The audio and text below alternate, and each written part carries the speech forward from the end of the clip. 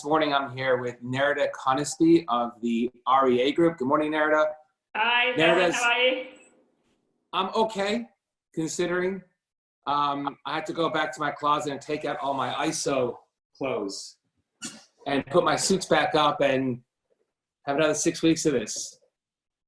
Nerida is based in Sydney. I'm based in Melbourne, obviously, and we were supposed to have a formal retail interview part of the Retail Revelations series, but that got canceled, which is not ideal. So we thought we'd jump onto a Zoom call, do a quick interview, a bit impromptu, unfiltered and raw, of just what's going on here and how we all feel about it. For those who may not know who Nerida is, just on your LinkedIn About tab, it reads, Nerida Conisbee is a chief economist at the REA Group and one of the leading property market experts in Australia. Nerida's a regular on Sky News, Channel 7, The Australian, and the list keeps going on.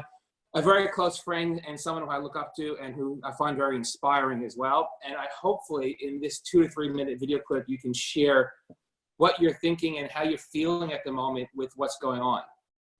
Yeah, we can chat about that. I mean, I would have preferred to be driving around in a car doing this interview as we had planned for yesterday, but obviously Melbourne lockdowns has really messed things up in terms of everyone's plans, really.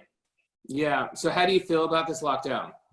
Yeah, I mean, it's pretty shit. I think for people in Melbourne, it's devastating. I mean, you go from having, your freedoms relaxed, you go from following the rules, really ensuring that the health of everyone is being maintained, and then there's, a mess up. So, I guess it shows how incredibly contagious this virus is, but also how quickly it can wreak havoc in a whole city as what we've seen in Melbourne.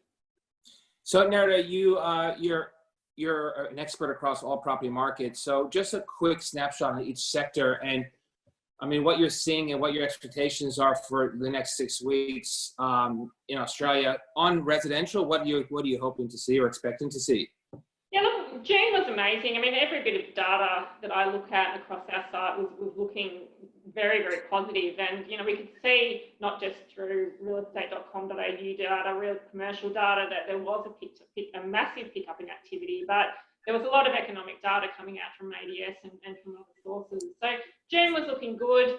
That momentum is continuing around Australia. I think for Melbourne, though, it is going to put a pause on activity, and it's a shame, but ideally Melbourne will get through this 6 weeks, the virus will be under control, and then people in Melbourne will get back to business, and we'll see everything return to not normal state, but hopefully a much more normal state.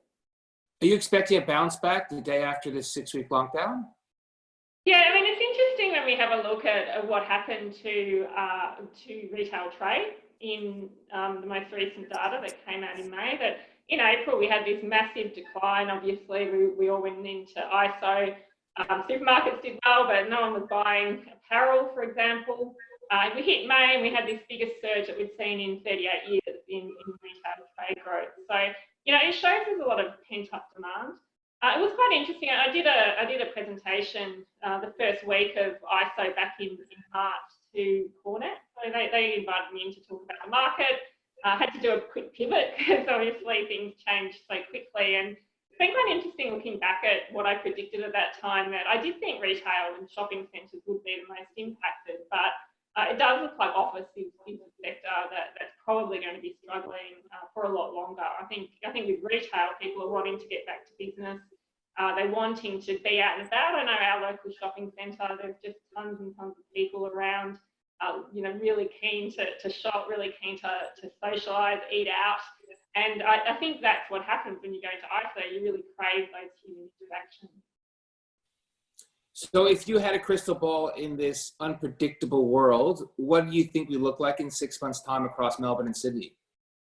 It's interesting. I think one of the things is that if Melbourne can contain the infection and doesn't spread to other areas, Australia is going to come out so much better than the rest of the world. So, we can see that from overseas search that Australia is continuing to be a location that a lot of property seekers are looking at. We know from any countries in particular, or just general? Yeah, look, China's still well down, but I think that's probably related to other issues that have been, long term. I mean, Singapore was the one that was really interesting last month. We did see a big spike in activity in Singapore, not just looking at residential, but also commercial. So, I think people in Singapore, Hong Kong is a completely different matter again. I mean, that level of search has been accelerating for quite some time, and with what's happening over there from a political perspective, it is making Australia look really attractive. So, I think what you do have to look at things, partly what was happening prior to COVID lockdowns in mid-March. There was a lot of momentum in the market. You also have to look at more broadly what's happening around the world. That, on one hand, this virus has thrown everything into disarray, but it hasn't solved problems that were already going ahead, which was, Hong Kong is Brexit is another one. There's a lot of political issues that are continuing to cause havoc in global markets. Bringing the conversation back to our local markets in Australia, we're seeing that retail strips our team have done close to 10 leasing deals in the month of June, which is an obvious trend of what's happening. People supporting locals, spending a lot of time at their homes or in their neighborhoods, and retail businesses kind of flourishing off the back of that. CBD has been a bit slower, expectantly, but there is a demand for CBD, probably for handovers next year or later in this year. Rents have yet to really be adjusted. I can't say that rents have gone up or down, and incentives are moving in a little bit of an upward direction, but nothing notable. We see that people that do have leasing deals or have interest or under offers or negotiations, they're not pulling out, they're just pushing it down a little bit longer. And obviously, this week's announcements, naturally, they're going to be pushing that out a little bit longer further. Owners are being more empathetic and working with retailers on this COVID issue. If you can't trade, you can't trade. We don't expect you to open a new store in that period. So we're just pushing handovers out. But I think from the few conversations we've had in the last 2 days, retailers, like, we've been here, unfortunately, and we know what it looks like going through it. Our processes are still in place. Our systems are still in place. And it's, unfortunately, just turned that switch back on. And it's exciting to see coming out of it, because we knew how great that feeling was, and momentum and the demand and the turnover and the excitement when we're getting out of it, which we now hopefully see is in 6 weeks' time. So whilst it is, as you said, shit, there is a silver lining in all this, and we just got to hold it together and get through it. But Melbourne has been the best city in the world for years and years and years, and I don't think this virus is going to change that.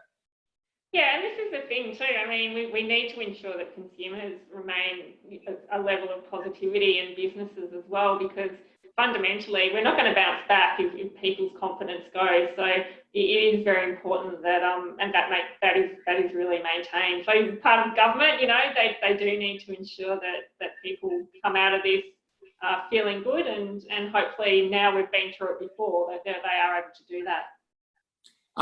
Just to wrap this up, any quick takeouts?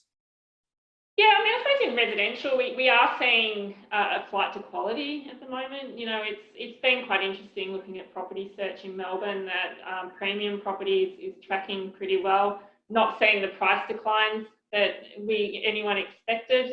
Pricing has surprisingly remained relatively flat despite heading into a recession, which we haven't had for many, many years. So, I think overall the economic impact is severe, but for property, there's obviously sectoral stress, but overall it does seem to be performing far better than, I certainly expected mid-March when everything went into lockdown. Good. Nerida, thank you so much for making the time. I am sorry this is over Zoom and not as we planned, but I'll see you in 6 weeks or 5 weeks and 6 days, hopefully. Right.